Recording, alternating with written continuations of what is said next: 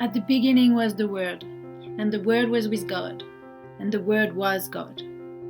This is the first sentence from the Gospel of John, and while there are many different interpretations of the word God, whether you believe in the God from the Bible or whether you believe in the universe or a higher self, what that sentence tells us is words create.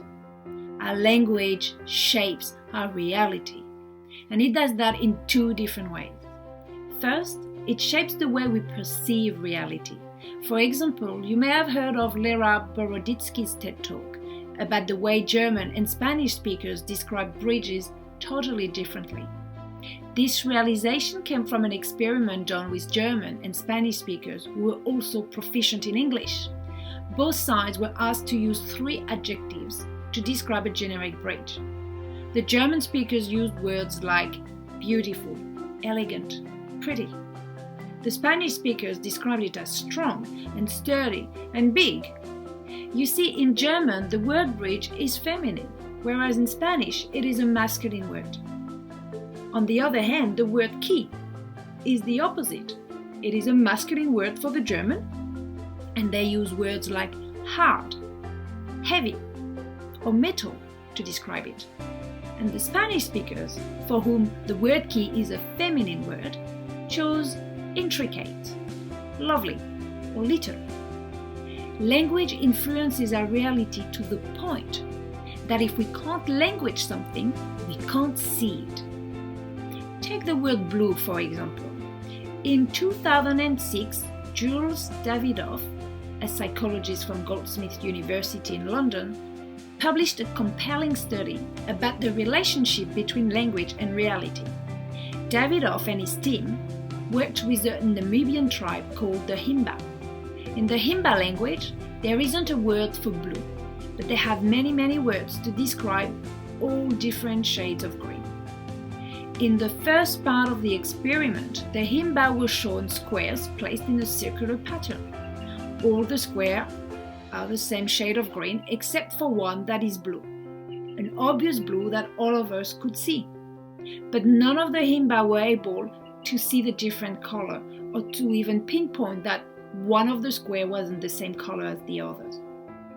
In the second part of the experiment, Davidoff again displays squares in a circular pattern, and again they are all the same shade of green except that one of them has a slightly different shade of green than the others. The Himba were all able to point at the odd one within seconds, whereas none of the English speakers were able to even see there was any sort of difference. What about you? Can you see the odd one out? Well, here is the answer. This means that the more vocabulary we use, and you notice I haven't said we know because there are many words that we know, but we don't use. So the more vocabulary we use, the greater experience of life. And the more nuances we're able to language, and the more nuances we'll be able to notice in our lives and richer experiences. If you're only ever happy or sad, you're missing out on an array of emotions, such as excited and pumped or energized.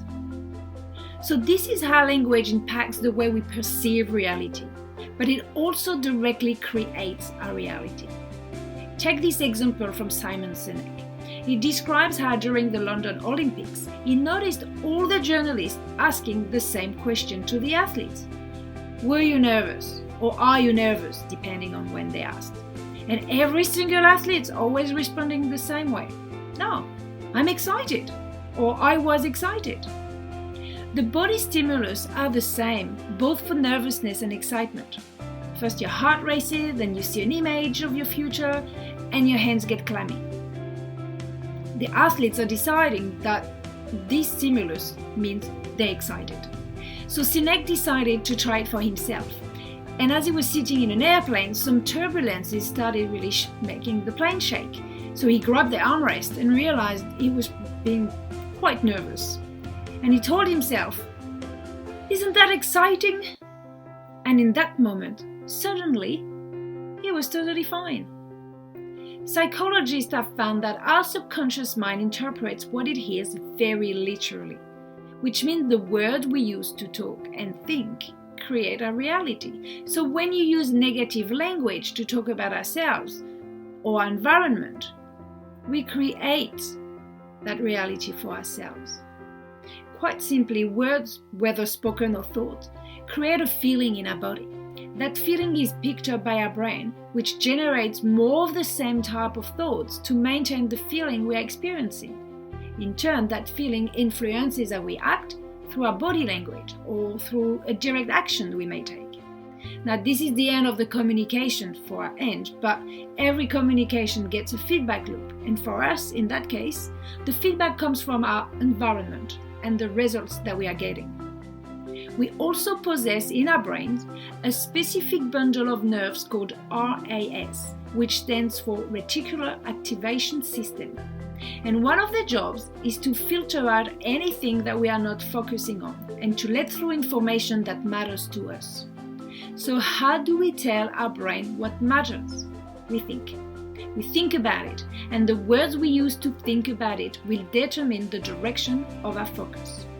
For example, someone thinking repeatedly, "I am healthy," has a focus on health, and the RAS will let through information relating to health, giving ample opportunities to the thinker to make healthy choices. It will also appear easy for them because the unhealthy options will be filtered out, creating less temptation. On the other hand, someone thinking, "I don't want to be sick," what do you think they are focusing on? It may sound like they're focusing on health, but actually, they are focusing on sickness and being sick. And healthy options will be filtered out, making it harder to attain a healthy state. You can try it for yourself right now. What image comes up for you when you tell yourself, "I don't want to be broke"? Okay, so an image or several, or maybe a little movie came up for you. Now clear the screen and tell yourself, "I want to be wealthy." What image comes up? Was it the same image? In most cases, when people think that they don't want to be broke, they actually get images of poverty or financial duress. But when they think they want to be wealthy, or when they tell themselves they want to be wealthy, they have images of wealth and them surrounded with wealth, so images of money. This means that you must also be mindful when others are talking to you. The words they use will influence your judgment. Take the media, for example. A study showed that when crime is described as a beast, people are more likely to recommend extra force and police reinforcement to solve the problem. But when it is described as a virus, then preventative actions and help are more prominent solutions. You can also use this to your advantage to diffuse a conflict, for example, by using words that have a smaller emotional charge, like peeved instead of angry. So first take a look at your results and identify the areas where you are not satisfied. Maybe you're being overlooked for promotions, or you've been struggling with your love life or your fitness. Then check what sort of language you are using when talking about yourself, your environment, or that specific area. Is it negative? Do you use reducers like just, as in it's just me, or it's just something I worked on? When you talk to others about what you want, do you say it the way you want it? For example, remember instead of don't forget, or I'd like to give you some feedback, rather than don't take it the wrong way. Ask yourself, does my language reflect the reality that I want? And start thinking about words you could swap. It can be as simple as answering, "I'm great," instead of "not too bad" when someone asks how you're going. There are many subtleties in our language, and words like "I need" or "I want" also impact the reality that we create, and not necessarily in the positive way we'd hope. Any word that comes after "I am" has to be thoroughly checked. Even saying "I am sorry," it's better to replace it with "thank you for" whatever trait they are displaying in putting up with your faux pas. Like "thank you for waiting" rather than "sorry I'm late," because you are changing the focus on the good quality rather than your mistake. In negotiation, using "yes but" is a sure way to get the other person stuck in their views. Instead, use "yes and." which means that you are working together to find a solution rather than against each other. And even if this may seem overwhelming, you don't have to change your whole way of speaking and vocabulary. Start with small steps. Better is the way to best. In parting words, here is a little bit of trivia for you. In the Aramaic language, what word do they use that means, "It will be created in my words"? And the answer is abracadabra.